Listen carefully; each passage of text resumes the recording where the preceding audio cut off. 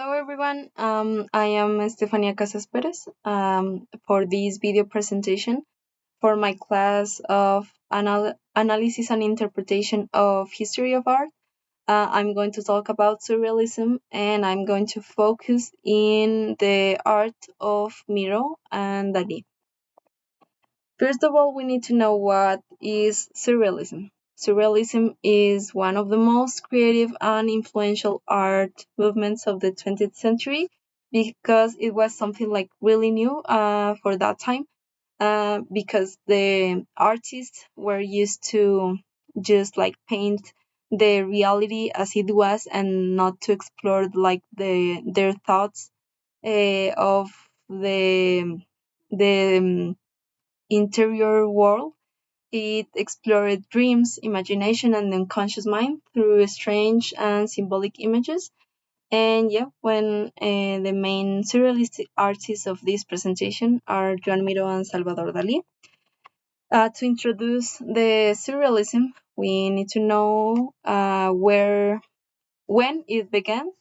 Surrealism began in Europe after World War One as an artistic and intellectual movement. It was because people were tired to just talk about reality when they were trying to escape these crises that were happening at that moment. This movement began officially with André Breton's because André Breton was a Dadaist artist, but he was like looking forward to a new type of art. So he created this Surrealist Manifesto in 1924. The artist wanted to escape logic and reality in order to explore the unconscious mind and also to express like their feelings and what they were really thinking at that moment when everyone was really crazy about what was happening at that moment with war and yeah as a society. And the movement was heavily influenced by Sigmund Freud theories that also talk about the representation of the unconscious mind in the reality in the daily life, and also that we have humans have a lot of like back thoughts about dreams, traumas, and desires, and yeah, and they wanted to express all of that was not like allowed at that moment. And for the historical context, we need to know that after World War One, Surrealism emerged as a response to this crisis. The movement was connected to Dadaism, which rejected logic and traditional art. And some of the most famous surrealists were Salvador Dalí, Joan Miró, René Magritte, Leonora Carrington, and Frida Kahlo. Now we are going to talk about Joan Miró. Joan Miró was born in Barcelona in 1893. At first, he studied business, but later he decided to dedicate his life to art. Joan Miró studied in the Escuela de la Lonja. His teacher was Frances de Assis Galí, who introduced Miró into this new movement of art and to also express his art in an abstract way during his and he also traveled to France to like get involved in this new movement that was emerging at that moment, and there he met Picasso, who also influenced in his art. During his time in Paris, he met surrealist artists and writers who influenced his work. However, Miró developed a very personal style that combined surrealism with abstract and symbolism. Joan Miró style was characteristic because he used a lot of abstract figures, also bright primary colors, as we will see in the next painting, that is the Arlequin's Carnival, sorry, and he also used a really playful and poetic style. His technique was to like represent like the reality, but in a more playful way, as it was like a kid painting, because that was like the purposes of surrealism, like not try to uh, be more complex. He wanted to be more simple and try to represent what was happening in his mind at that moment. And he also used a lot of organic shapes, geometrical shapes, and symbols. And his dreamlike atmosphere was around also the nature of the reality.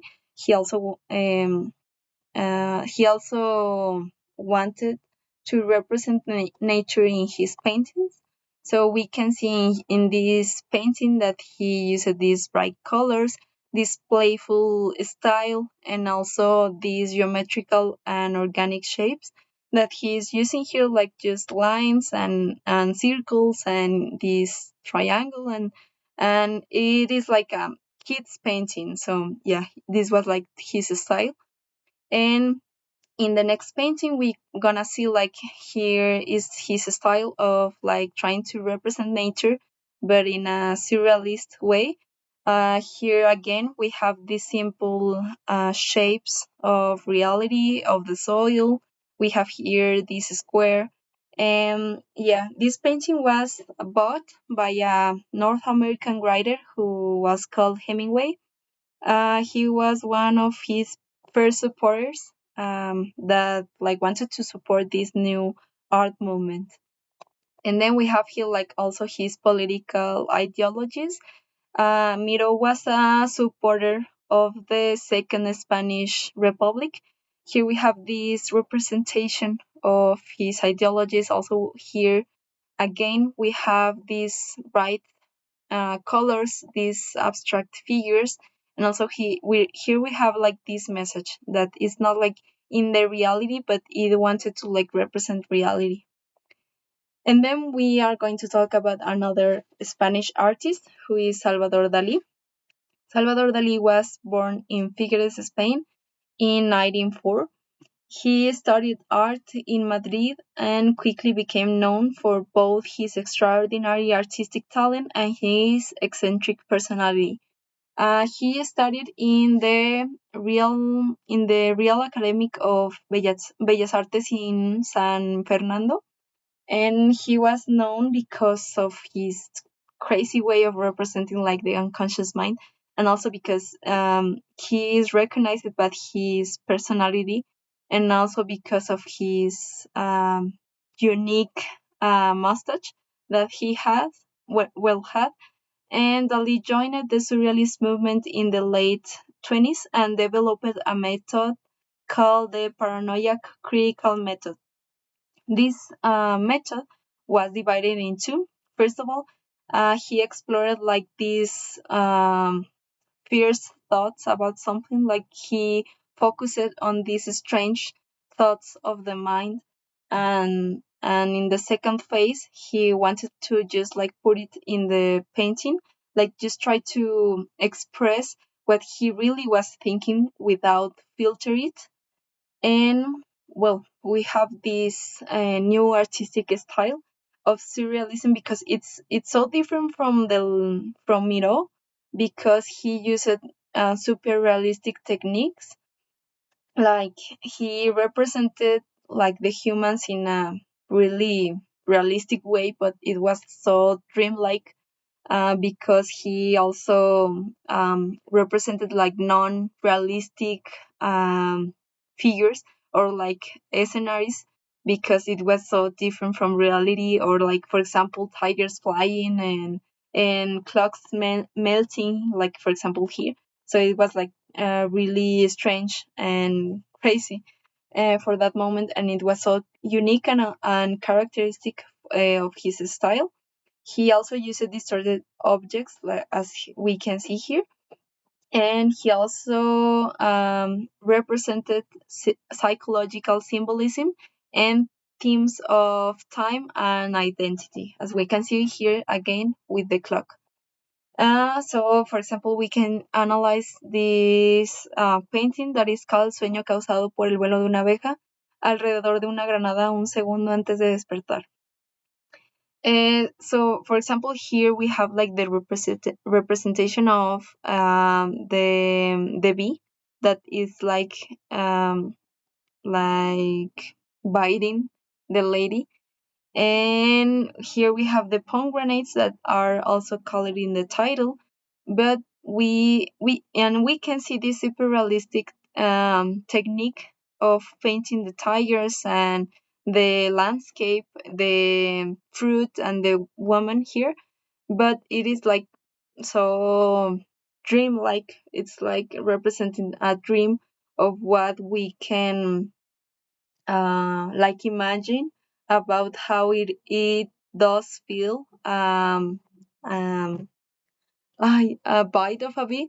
And we can also see this elephant that it is like so representative of Dalí, because he painted it in another paintings. We have here the one of the most, or like is the most famous painting of him, the persistence of memory. Here we have this melting, these distorted objects that are the clocks. Here he wanted to represent the um like how the time passed through and we can stop it. Like it is like gonna just happen, and it is spontaneous, and it doesn't persist in like the reality. But here we have also like this contrast of the landscape, because this is like a representation of his memories of his hometown. And also we have this new clock, this glass clock that is like the one that is permanent. So this represents like how the mind are um, like storage these memories, and it doesn't matter if the time passed through, it is gonna be always like here in the mind. So he wanted to represent here that, and also we can see this contrast of Miro's style, because he used a lot of dark tones in the painting. And also, we need to talk about his ideologies, his political ideologies. At that moment, there was this period of the Spanish government that was Franquismo, and here we have like these paintings that were made because Dalí was like the painter of Franquismo, of the Franquismo like period in the government. And here we have the La Tentación de San Antonio. Here again we have these elephants that were so characteristic of him.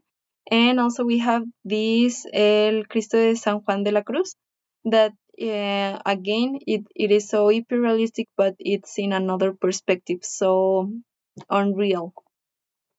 So to compare these two like painters, we have here Miró. He used a lot of abstract and symbolic figures, and Dalí used a realistic technique and detail.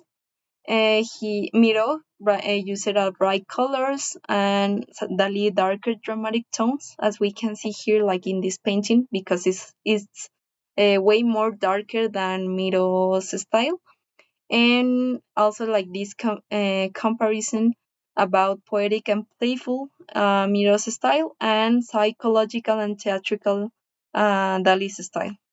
And also that these two poles of surrealism was that Miró used a simplified forms, like the most simple way of the mind that represents like like the mind thoughts, and Dalí wanted to like be more complex.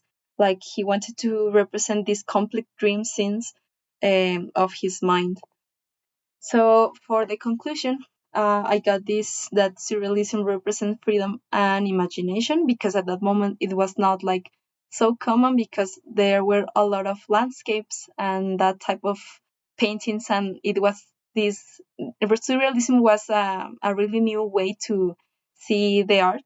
And dreams and the unconscious inspire artists like Miró and Dalí that had transformed modern art by the lenses of seeing beauty in strange and irrational things. It was like so free, like be more free of the way that we saw the beauty in the things. Like it was not about just represent the reality, but also represent the mind and how we represent reality in our minds. So this is my conclusion. Here are my references, and I hope you like this video for my class.